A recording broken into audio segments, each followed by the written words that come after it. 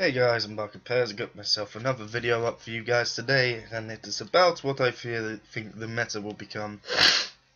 Sorry if I sound a bit weird. I'm ill, so I'm drinking tea because I'm typically British.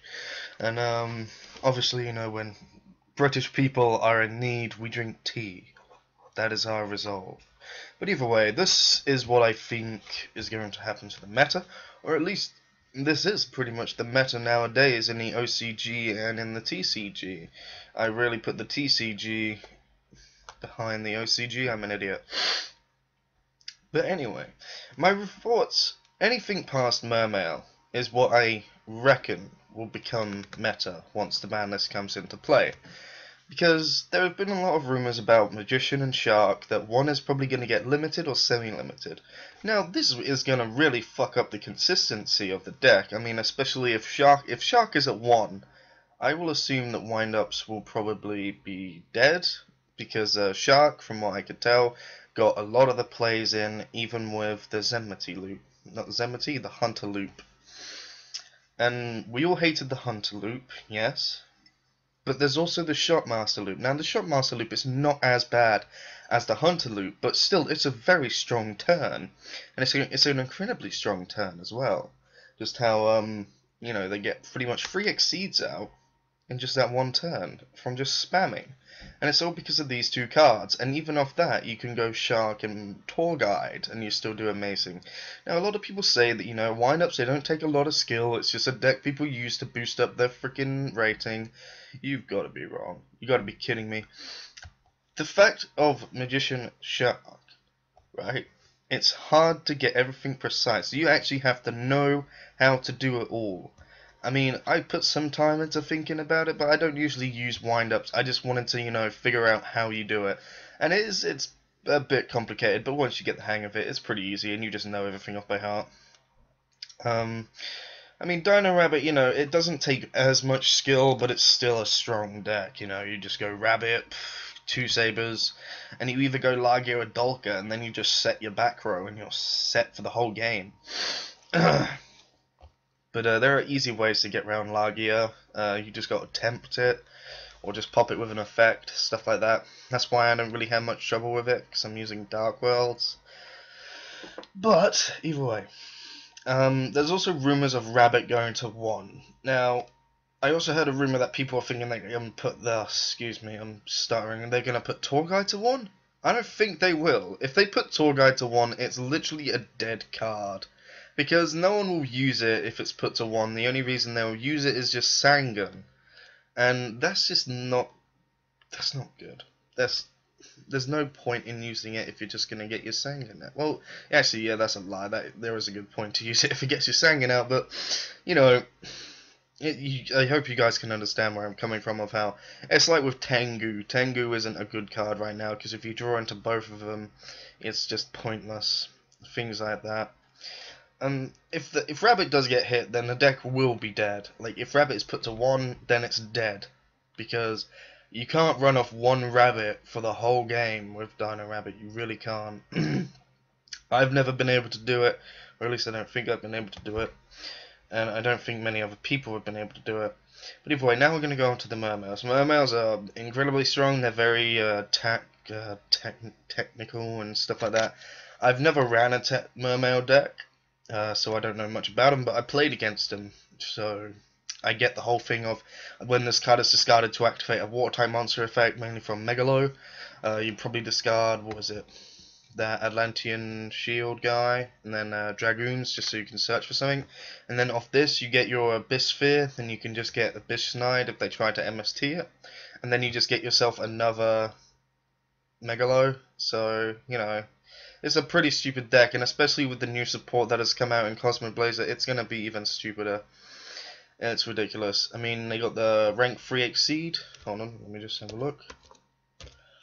I should have really done this before. But yeah, we got this rank 3 Exceed, which is during either player's turn when your opponent targets exactly one Mermail monster you control for an attack, or with a spell or trap card effect that would have target this card except during the damage step. You can detach 1 material from this card that attack and effect target. Oh fucking hell, I can't read. I'm English, guys. We never learn to read. That attack effect now targets this card. When this card is destroyed and sent to the grave, you can target one Mermail monster in your grave, except Mermail, Abyssrite, and special summon that target. That's a pretty stupid card, only of the fact of that shark. What is it? Mega Shark? Or something shark? I'll find it in a minute. This guy, Behemoth Shark. It's pretty stupid because of Behemoth Shark, only because, you know, 2 level 4 water type monsters, once per turn you can special summon 1 rank 3 or lower water XYZ monster from your extra deck. This card cannot attack for the rest of the turn. Who cares? It just means you're recycling your Mermails, and that's why it's kinda stupid. But yeah, Mermails are gonna become a lot more broke. So then now I don't think they'll hit Mermails. Not until the next ban list afterwards. Only because Mermails will just come out and they want to sell it. They want to make it a sellout. They want to sell that deck. They've already sold Dino Rabbit and Wind-Ups, so they're probably not even going to bother with that, which is probably a really true factor of it. I mean, Wind-Ups and Rabbit have been on the tier 1 list for I think 3 ban lists now, or 2. One of the, you know, so we need to make room for all this new stuff. My theory on Fire Fists, I think these are probably going to make the meta rather than Fire Kings. Only because Fire Kings suck, guys. I understand people like the deck, but they are shit. I've never lost against a Fire King deck. Never in my life. Usually, yeah, I'm using Evilswarm, so they can't even get their freaking Greenox. But even when I'm using my Dark World, they can't keep up. Their consistency is not as good as Mermails, or Dino Rabbit, or Rabbit, not Rabbit, or Wind-Ups, or even Fire Fists, that you're relying on that spell card, which will special summon something from your deck, or putting Greenox to grave, then using the other spell card to pop one of your monsters to special summon that.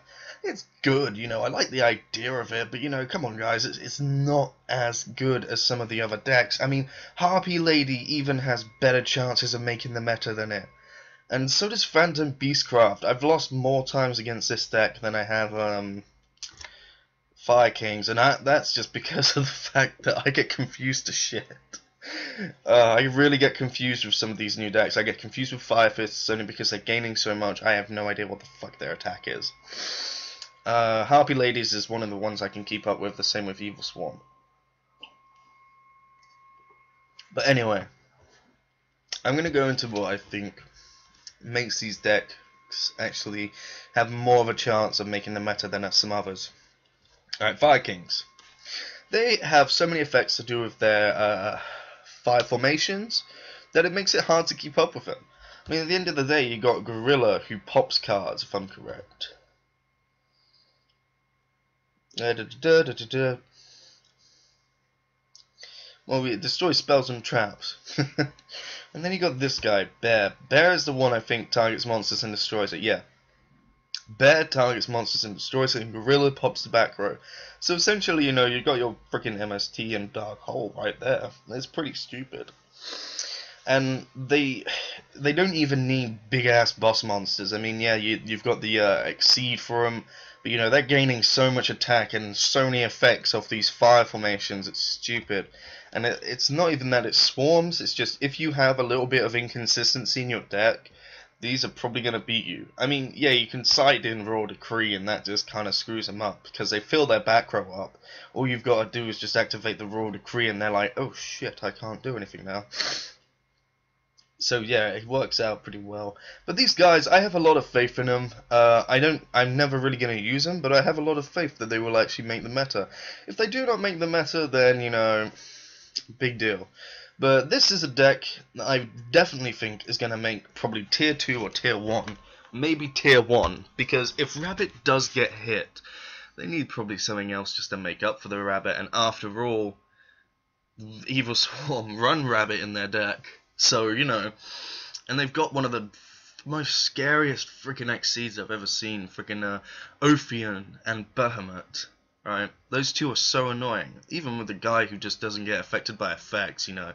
He's pretty much immortal when you've got the spell card. But pretty much with these guys, is they have so much protection that it's ridiculously hard to get past. Skill drain, yes, but as soon as they activate their infestation pandemic infection, the skill drain is obsolete. It's done. And especially with these guys' effects. Castor, you know, he imitates the Constellar monster. You normal summon, then you normal summon again. Then you have Karikian. This guy sets off so many plays, it's stupid. Half the time when I use him, I will only use him for Bahamut. Or Baphomet, whatever one. I only use him for that, only because of, like, you know, if you go up against Dark Lords, you know, you can't really beat over a Grapha. Grapha is incredibly hard to beat over, so you need to do something else. So you just go Bahamut and just steal his Grapha. And to be honest, if you Monster Reborns an opponent's Grapha, that's still very strong. They're just like, fuck, I can't bring it back now. And that's why I feel that these guys can run over quite a lot of decks, especially Mermails. I mean, they can't special summon their Abyss Megalo, so they can't really special summon that, especially if you got Ophion out. You can't special summon Gauze, which is awesome. You can't go Tragodia or anything like that, so it makes it even better. And then we're going... Whoops. Oh, fuck off, Sheba. No one likes you. Anyway, back to what I was saying. Now we've got the Harpy Ladies. The Harpy Ladies, I think, are going to do exceptionally well. Only because, you know, Elegant Egotist, stuff like that. It's going to special summon their 2 dragons, yada yada yada. Then you got the Harpy Channeler, who becomes a level 7. You can go for many things. You can go for the Phantom Beastcraft, Boss Monster, or you can just go for Big Eye. Either way, it's pretty stupid, especially with the field card. You also got that little Exceed. I actually have the Exceed in real life, but I can't remember its name. But it's the rank 4 wind type monster. When it's summoned, it puts a set card to the bottom of the deck, and then you can detach to put a face-up card to the top of the deck. It's pretty stupid. I mean, come on, guys. That pretty much resets half the fields on the game. And plus, the field spell gives... what is it? 300? 200? Yeah, I think it's... no. Yeah, it's 200 for all winged beasts, so it's kind of stupid. And I feel this deck has a lot of control, so I think it has the potential to become better. And if it doesn't, it wouldn't surprise me, but as I said, the same with Fire Fists, I have a lot of faith that it will. But I think, to be honest, Phantom Beastcraft will probably make the meta, only because when people know how to use this deck, it is deadly, and it is annoying. I lost to it many a times because people actually know how to use it. When people don't know how to use it so much, you know, I don't really lose that much because I can keep up with it. But this deck has so many options that you can do. It's really stupid. I've seen people run the Light and Darkness format and things like that. It's kind of stupid, but yeah, I feel that this probably could become the new meta. Not so much Harpies. Only because, you know, they do have control. But I haven't lost to them that much. I did lose to Busfair. His Harpies did kind of thrash my Evil Swarm. But, you know, I'm not going to say anything about that because that was just annoying. I only had 1 Ophion. But, either way, guys, Marco Pez, please leave a comment on what you think will happen to the meta. I mean, I'm really interested to find out what people will think. Excuse me, I can't really talk. I'm really interested in what people think the meta will become, and like tell me like what you want banned from the ban list. If people are just gonna say BLS, I don't think it's gonna get banned. Like, guys, they brought it back for a reason, and that reason wasn't exactly Chaos Dragons. The reason was because it's a card that you could fit in any deck. It's like Gauze. You know, you can put Gauze in pretty much most of the decks. And, you know, it's just a good card. I mean, half people don't even use it anymore. I don't use it in half of my decks anymore, apart from my freaking Fabled deck. I mean, it's cool and everything, but, you know, yeah. Anyway, guys, I'm Marco Pez, I'm signing off. I hope you guys enjoyed the video. I hope you guys share your opinions below. I have no idea what just happened then, but either way, share your opinions below. Please rate, comment, and subscribe. I'll see you guys later. Goodbye.